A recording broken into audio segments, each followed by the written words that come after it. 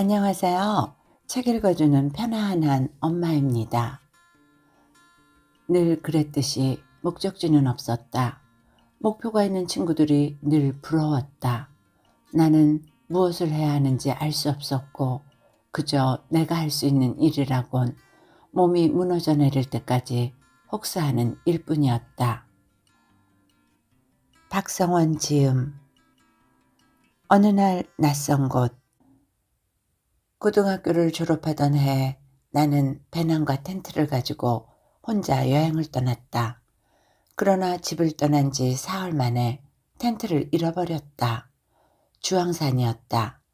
화장실과 매점에 다녀온 사이 텐트와 버너, 코펠 등을 누군가가 훔쳐간 것이었다. 바로 옆 텐트에는 내 또래의 젊은이가 텐트 밖으로 발을 내놓은 채 누워 있었다. 4인용 이상의 큰 텐트였는데 남자는 누워서 라디오를 듣고 있었고 텐트 안에서는 한 여자가 짐 정리를 하고 있었다. 나는 남자에게 내 텐트가 없어졌는데 혹시 누가 가져갔는지 알지 못하느냐고 물어보았다.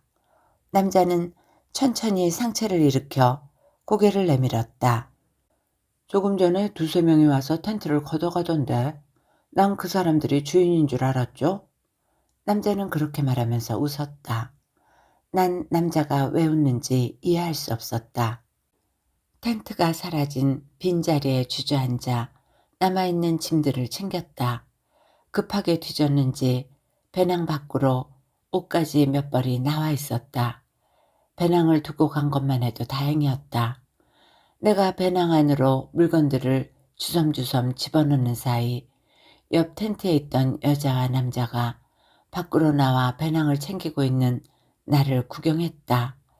바닥에 내동댕이 쳐진 옷에는 흙이 잔뜩 묻어 있었고 또 다른 옷에는 텐트 도둑으로 보이는 사람의 발자국까지 찍혀 있었다. 옷에 찍혀 있는 발자국을 보고 있자니 옷이 밟힌 게 아니라 내 얼굴이 밟힌 것 같았다. 나는 발자국이 찍혀 있는 옷을 찢으려고 힘껏 잡아 벌렸다. 그러나 옷은 늘어나기만 할 뿐 찢어지지 않았다. 심하게 늘어나서 입고 다닐 수도 없을 것 같았다. 결국 옷을 배낭 안에 집어넣고는 그냥 산 아래로 내려갔다. 텐트가 사라진 자리는 습기가 촉촉하게 젖어 있어 잘 닦인 거울 같았다. 그해 나는 시내버스만을 이용해 전국 여행을 하고 있었다. 목적지는 없었다. 발에 차이는 돌멩이처럼 구르던 시절이었다. 시내버스를 타고 시 외곽까지 간 다음 다른 도시나 마을로 가는 시내버스를 타는 시기였다. 잠은 텐트를 이용해 노숙했고 코펠과 버너를 이용해 끼니를 때웠다. 늦은 봄이었고 모기만 피한다면 텐트를 치기에 적당한 강가나 산은 많이 있었다. 사흘 만에 예상보다 빨리 주황산까지 갔었는데 그만 텐트와 용품들을 도난당한 것이었다. 산을 완전히 내려오자 화가 났다. 옆 텐트에 있던 남자의 웃음이 머릿속에서 떠나질 않았다. 음악을 들으려 소형 카세트 플레이어를 찾았지만 그것마저 훔쳐간 모양이었다.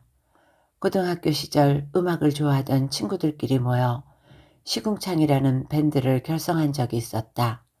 정말이지 시궁창 같은 나날이었다. 내가 다니던 고등학교는 공휴일과 일요일까지 학교에서 자습을 해야 했다. 그것도 새벽부터 밤까지. 학생들이 담을 다 넘는 것을 막기 위해 학교 측에선 담 위에 철조망을 설치했었는데 노을이 걸려있을 때 보면 학교가 아니라 꼭 수용소 같았다. 학생들은 참고서와 문제집을 단단한 성곽처럼 그리고 각종 색깔의 볼펜을 요격용 미사일처럼 쌓아두고 결전을 준비하고 있었다. 시궁창 밴드의 멤버들이 전선에서 일찌감치 나가떨어진 폐잔병들이었다면 나는 탈영병이었다. 하루는 아마 토요일이었거나 아니면 일요일이었을 것이다.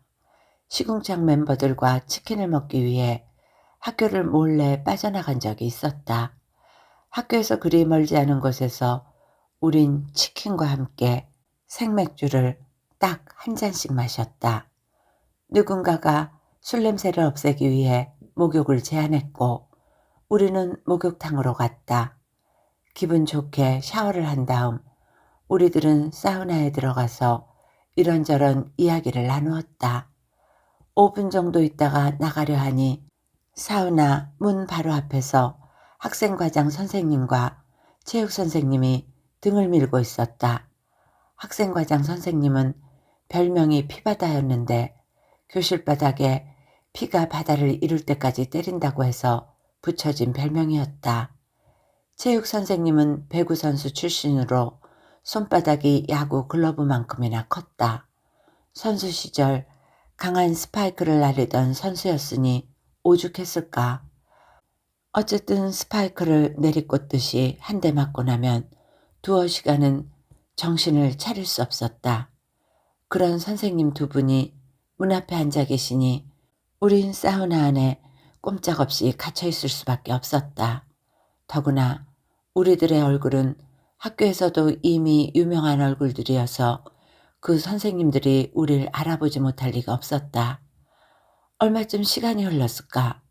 숨막히는 사우나에서 나는 기진맥진하여 의자에서 일어날 힘도 없었다. 멤버 중 한 명은 구토를 참지 못하고 구역질까지 하려 했다. 서로 번갈아 등을 밀던 선생님들이 자리를 뜨자 친구들 대부분은 문을 열고 나갔지만 나는 어지러워서 의자에서 도저히 일어날 수 없었다. 친구 2명이 다시 들어와 나를 부축해서 안고 나갈 때까지 나는 눈도 뜰 수 없었다.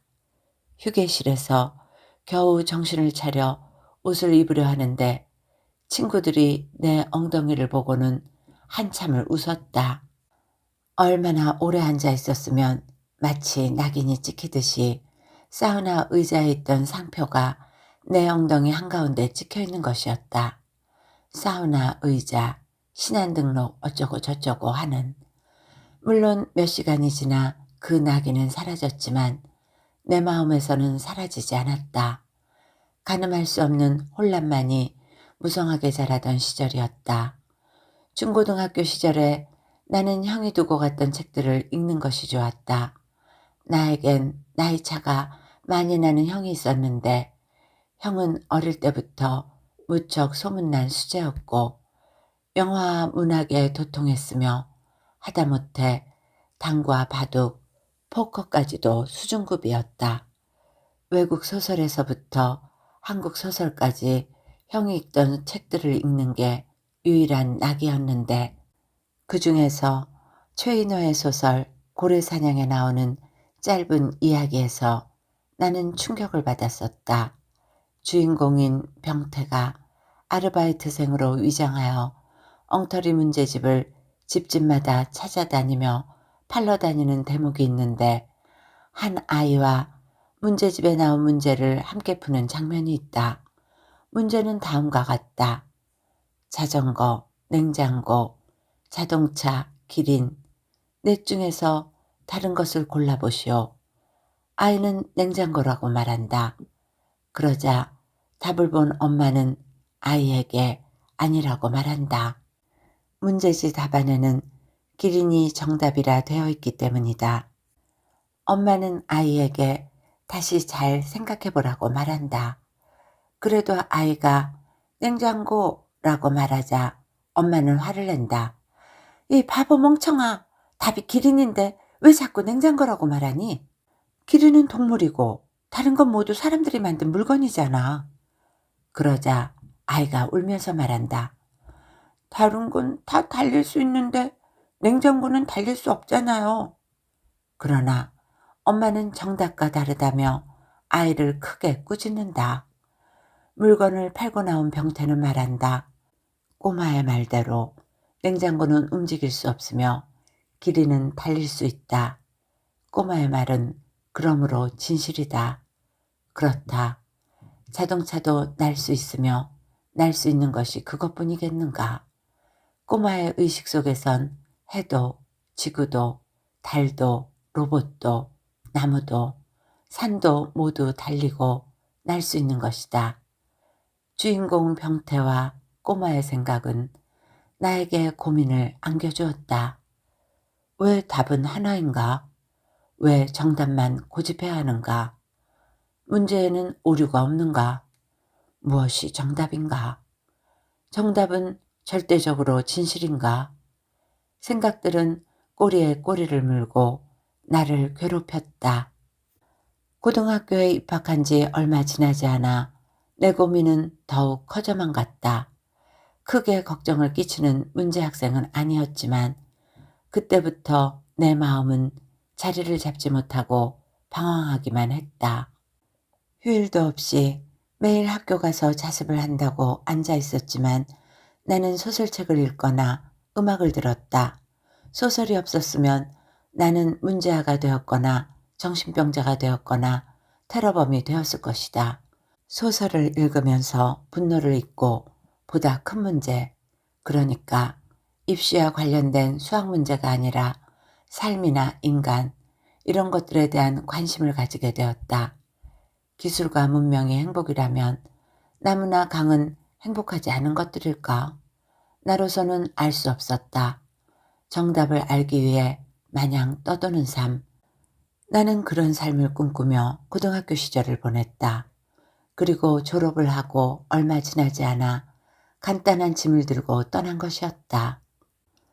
주황산 입구에서 차편을 알아보고 있는데 버스 정류장에서 그리 멀지 않는 곳에서 2층짜리 신축 건물을 짓고 있는 것이 보였다. 나는 일손이 필요하지 않은지 물어보았다. 미장이나 용접 같은 특별한 기술도 없는 나를 써줄 리 없었지만 일당의 반만을 받고서라도 일을 하고 싶었다.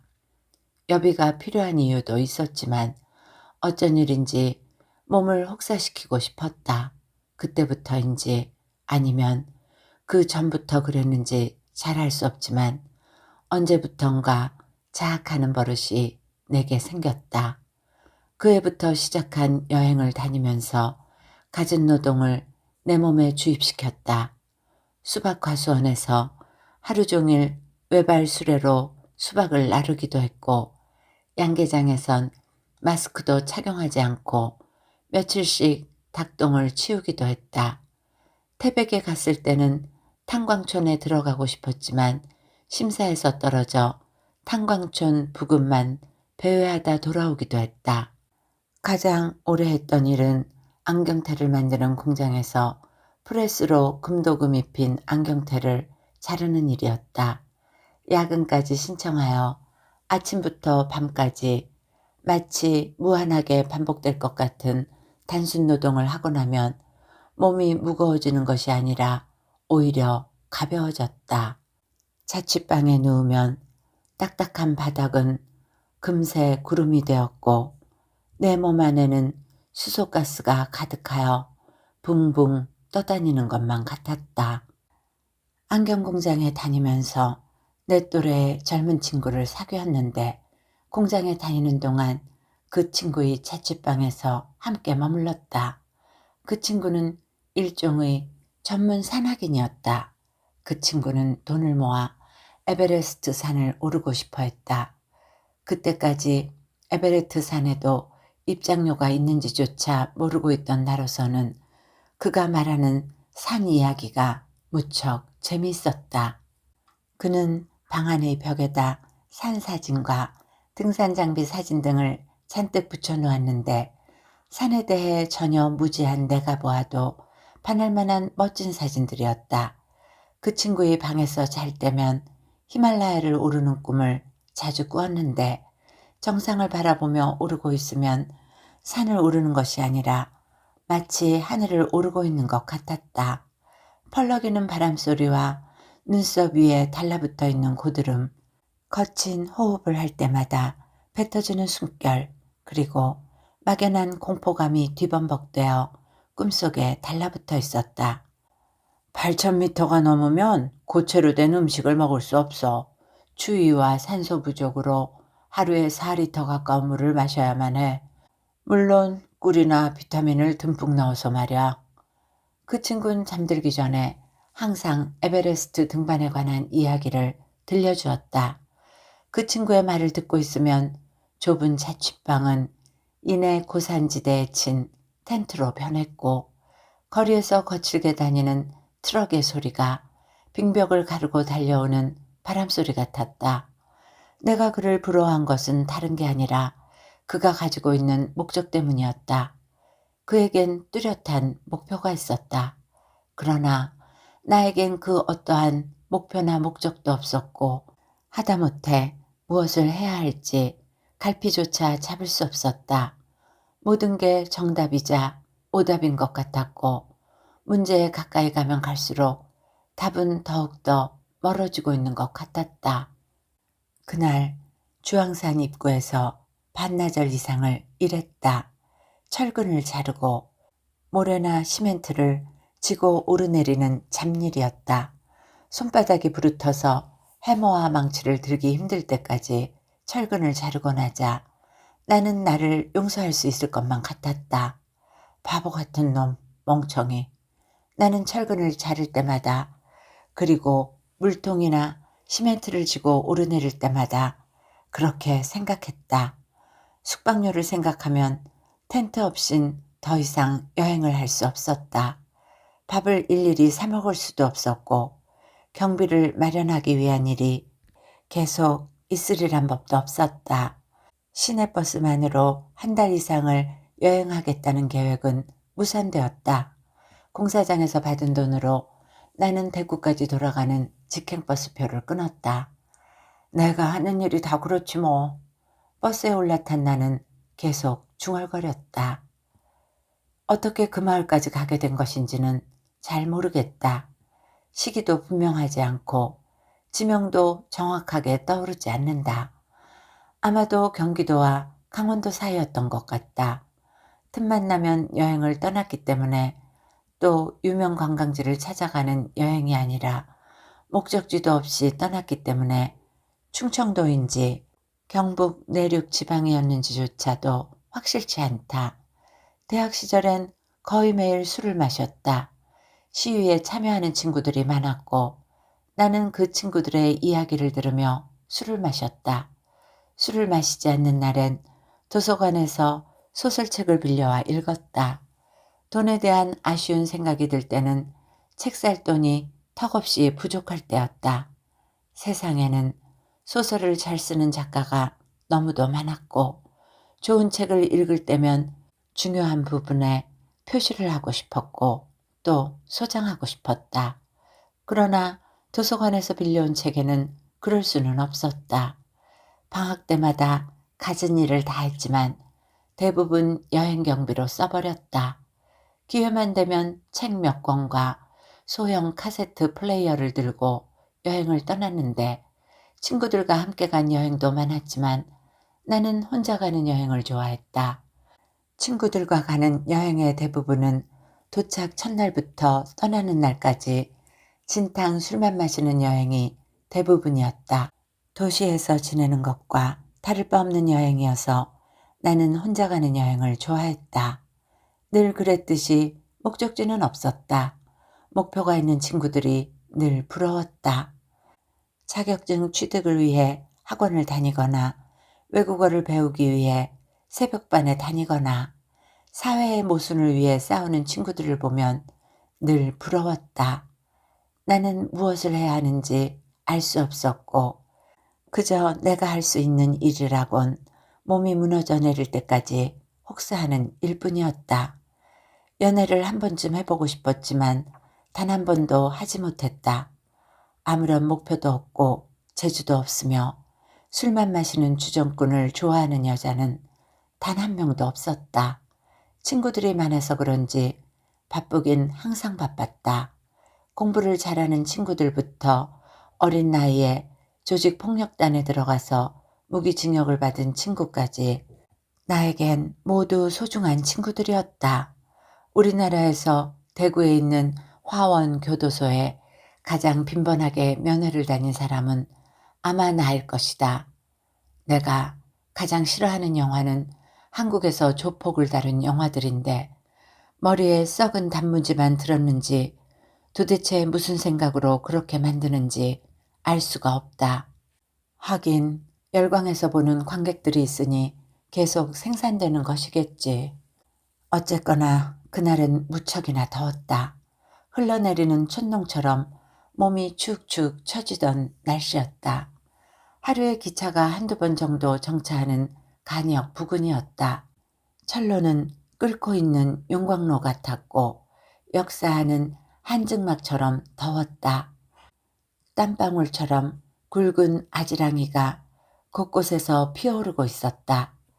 역사를 중심으로 단층짜리 건물들이 드문드문 서 있었고 포장된 도로가 1, 2km쯤 이어져 있다가 나머진 흙길로 뒤덮여 있는 평범한 마을이었다.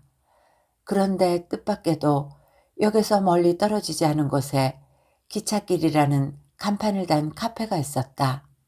농약을 파는 가게와 방앗간 사이에 외롭게 서 있는 카페는 이질적인 분위기를 넘어 왜소해 보였다. 그 앞을 서성이는데 카페에선 조용하게 브루스 스프링스틴의 The River란 노래까지 흘러나오고 있었다. The River는 내가 좋아하는 노래 중 하나였다. 신기한 마음에 나는 곧바로 카페로 올라갔다. 카페는 2층이었다. 계단에선 건초 냄새가 풍겼다. 문을 열고 들어갔을 때 주인으로 보이는 여자 외에는 아무도 없었다. 늦은 오후였지만 밤이 되어도 사람들로 붐빌 곳은 전혀 아니었다. 1미터 남짓한 바와 테이블이 서너 개밖에 있지 않은 아주 좁은 카페였다. 출입문 옆 벽에는 농민의 소식을 담은 회보가 붙어 있었고 다른 벽에는 아마추어 화가가 그린 것 같은 그림 몇 점이 붙어 있었다. 나는 테이블에 앉으려다 주인이 있는 바에 앉았다. 주인은 20대 후반에서 30대 초반 정도로 보이는 여자였다. 주인 여자는 나를 흘깃 보더니 메뉴를 내놓았다. 나는 맥주를 시켰다. 이런 곳에서 브루스 스프링스틴의 노래까지 들을 줄 몰랐어요. 이런 곳이 어떤 곳인데요? 무표정한 얼굴로 여자가 물었다. 저는 그냥 도시와는 많이 떨어진 곳이라서. 여기서 3, 4km만 가면 농공단지가 있어요. 대학생들 MT도 가끔 오는 곳이고요. 여자는 대수롭지 않다는 듯이 말했다. 그렇게 말하는 손님은 어디서 왔어요? 화성에서요. 화성? 우주에 있는 화성? 네, 우주에 있는 화성. 사실 전 지구인이 아니랍니다. 지구인들을 염탐하러 온 외계인입니다. 그때 내가 왜 그런 말을 했는지 잘 기억나지 않는다. 그런데 그렇게 말하고 나니 내가 정말 지구인이 아니라 먼 외계에서 온 것 같았다. 여자는 내 농담에 미소를 지었다. 메뉴를 내놓을 때 짓던 쌀쌀한 표정이 많이 수그러들어 있었다. 그럼 화성인들의 언어는 어때요? 그들도 말을 하나요? 당연하죠. 화성에서 사용하던 억양이 남아있어서 제 말투가 이래요. 지구인의 귀에는 마치 경상도 사투리처럼 들리겠지만요. 그렇군요. 전 당신이 경상도에서 온 줄 알았어요. 깜빡 속겠어요. 위장을 잘 하시는군요. 그나저나 화성에서 뭘 하셨어요? 매춘을 했습니다. 매춘? 여자는 웃었다. 약간의 냉소와 비웃음이 섞여 있는 웃음이었다. 얼굴을 보니 돈은 못 벌었겠어요? 여자는 빈정거리는 듯 말했다. 네, 그런 셈이죠. 그런데 화성인 여자들은 동정심이 아주 많거든요. 그래서 굶어 죽진 않았어요. 또 화성인 여자들은 별미도 좋아하고요. 맥주는 차갑지는 않았지만 그럭저럭 마실만 했다. 얼마 전에 텔레비전에서 V라는 드라마를 봤는데 지구에 침공한 외계인들과 싸우는 미국 드라마 말이에요. 알아요. 저도 가면을 벗으면 똑같아요. 며칠 전에 미국으로 파견된 화성인 친구에게서 전화가 왔더라고요. 그 드라마 때문에 활동에 지장이 많다고. 일본으로 간 화성인 친구는 연락이 완전히 단절되었어요. 정체가 발각되어 죽었을 수도 있고 아님 지구인으로 귀화했는지도 모르죠. 당신은 왜 한국으로 왔어요? 다른 나라도 많은데. 지구까지 운전해준 화성인이 많이 취해 있었거든요. 아마 착륙 단추를 잘못 눌렀는지도 모르죠. 태어나는 게 자신의 의지가 아니듯이 말입니다. 후회하나요? 한국에 떨어진 건 말이에요. 지금까진 그랬어요. 그런데 여기로니 편안해졌어요. 전 외계인이어서 늘 외톨이였거든요. 그 말은 진심이었다. 낯선 여자였지만 내 농담에 발맞춰 주는 게 고마웠고 따뜻했다. 선풍기 바람에 여자의 머리카락이 흩날렸다. 머리카락이 날릴 때마다 여자는 머리카락을 감쌌다.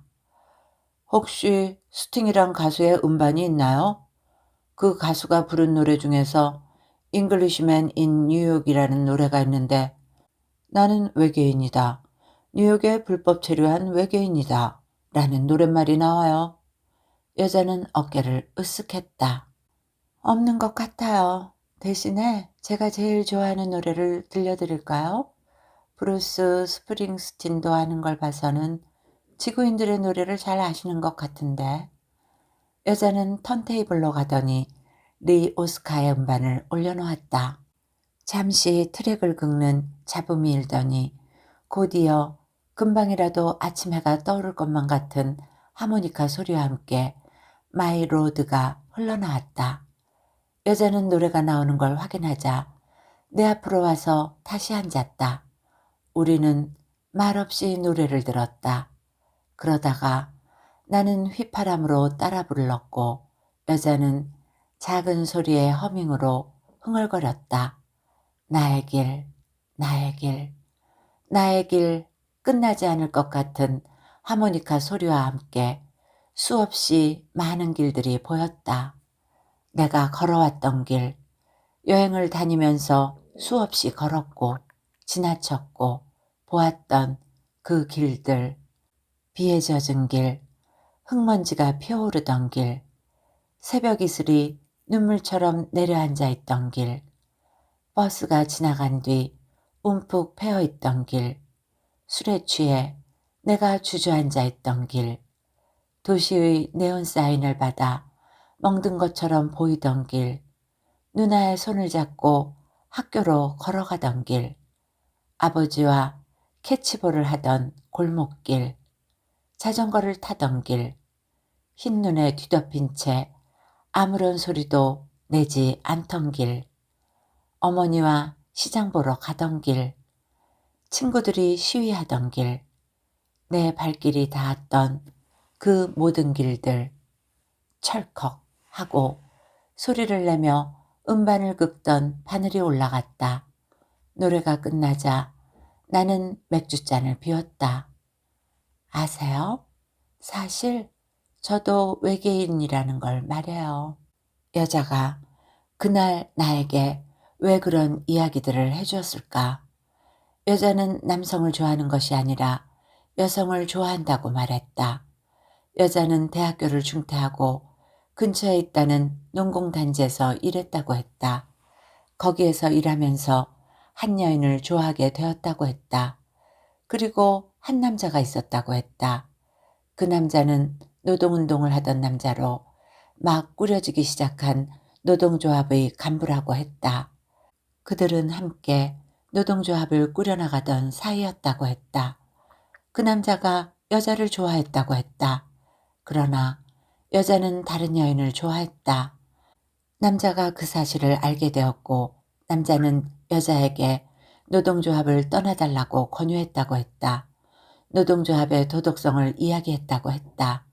자신도 동성애에 반대하는 건 아니지만 아직까지 성에 대해 보수적인 국민들의 정서는 무시할 수 없다고 했다. 소문이 나면 막 시작한 노동조합에 치명적인 상처를 남길 수 있다고 했다. 여자는 떠날 수 없다며 버텼다. 남자는 여자에게 쏟던 정성을 여자가 좋아하던 여인에게 쏟았다고 했다. 남자와 여인은 여자가 보는 가운데 결혼을 했다. 결혼식 이후에 여자는 노동조합을 떠났고 공장을 떠났다. 몇 달 전에 기찻길이라는 카페를 열었다고 했다. 하루에 한 번씩은 꼭 마이 로드를 듣는다고 했다. 노래를 들으면서 자신의 길이 무엇인지에 대해 생각해 본다고 했다. 그러나 답은 언제나 없다고 했다. 장사는 잘 안 된다고 했다. 도시나 큰 마을로 떠나고 싶은데 이상하게도 잘 되지 않는다고 했다. 자신은 겁이 많다고 했다. 겁이 많기 때문인지는 몰라도 떠나는 것이 쉽지 않다고 했다. 나처럼 여행을 잘 다니는 사람을 보면 부럽다고 했다.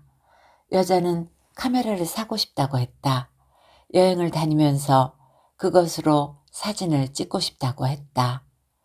그 사람들은 자신의 길들을 잘 가고 있는 거겠죠?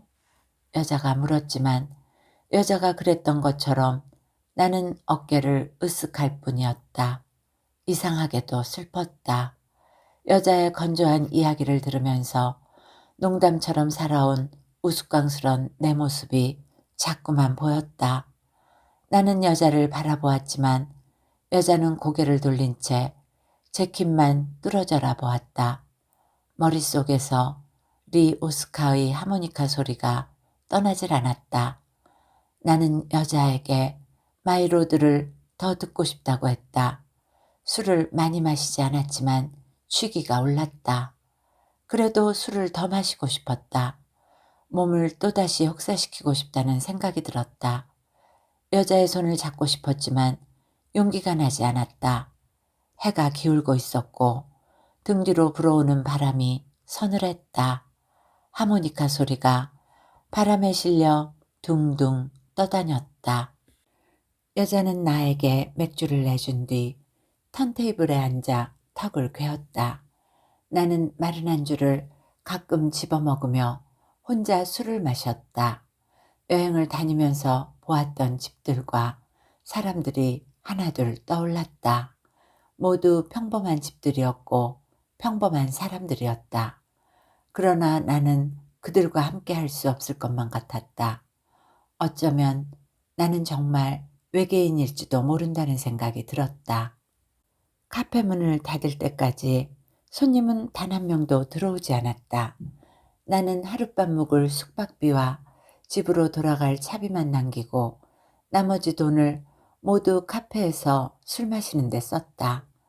여자가 문을 잠글 때까지 나는 비틀거리면서 함께 있었다.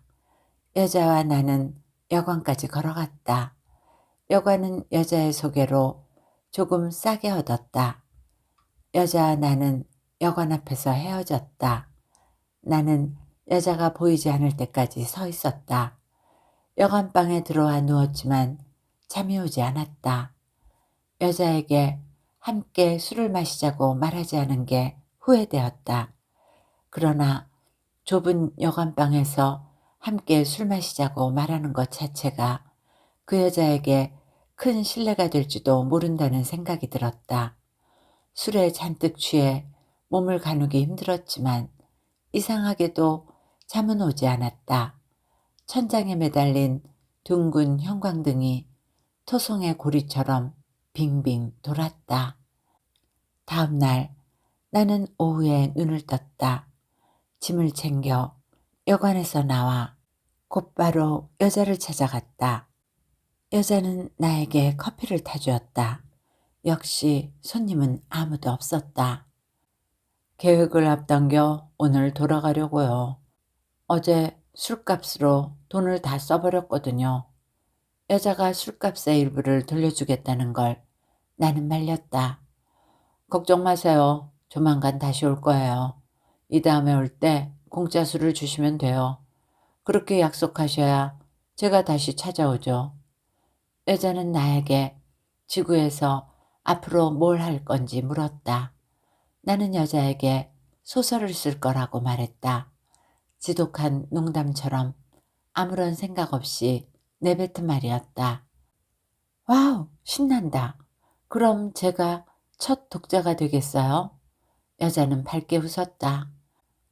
제가 첫 책을 내면 사진기를 선물할게요. 내가 그렇게 말하자 화장을 하지 않은 여자의 얼굴이 맑은 하모니카 소리처럼 퍼졌다. 나는 커피를 다 마신 다음 여자와 인사를 나누고 떠났다. 집으로 돌아가는 기차는 무척 흔들렸다. 차창 밖에선 나무도 흔들렸고 강도 흔들렸다. 그런데 그것은 사실 내가 흔들린 것이리라. 내 몸이 흔들린 것이지 나무나 강이 흔들리고 있었던 것은 아닐 터였다. 난 참 바보 같은 놈이구나 라고 중얼거렸다. 내가 흔들렸지만 세상이 흔들린다고만 생각한 내가 한심하기만 했다. 기차 안에서 여자를 떠올렸다. 지저분한 내 농담에 흔들림 없이 솔직하게 말하던 여자의 얼굴이 떠나질 않았다. 그러다가 여자의 이름을 묻지 않은 게 생각났다. 바보처럼 나는 여자에게 했던 약속을 지키지 못했다.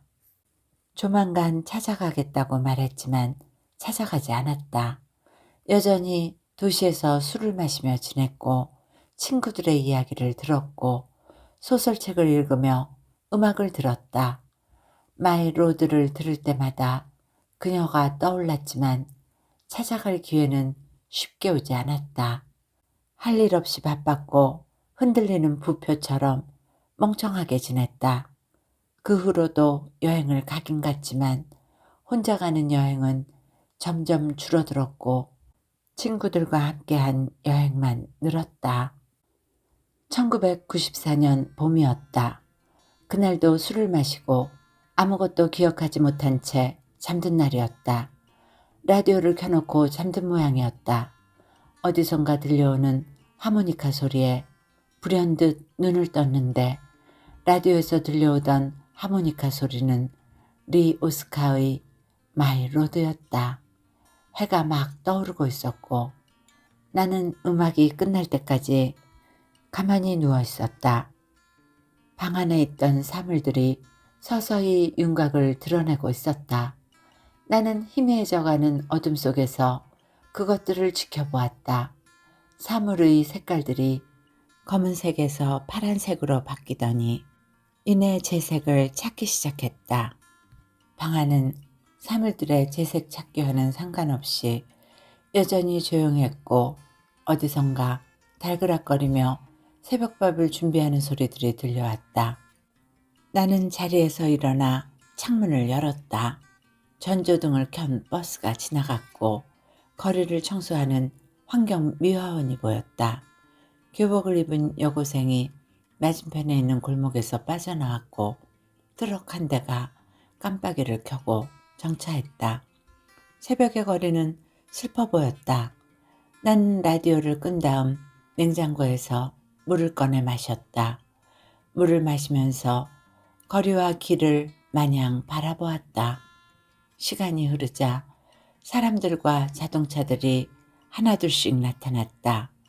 나는 창문을 닫고 의자에 앉았다. 그리고 소설을 쓰기 시작했다.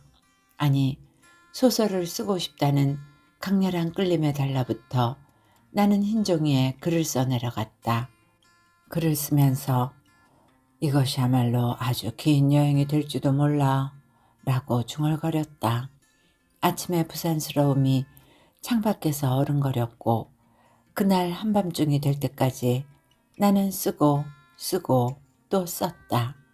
지구는 그날도 자전하고 있었고 그 자전에 몸을 맡긴 채 길 위에 서 있는 내가 보였다.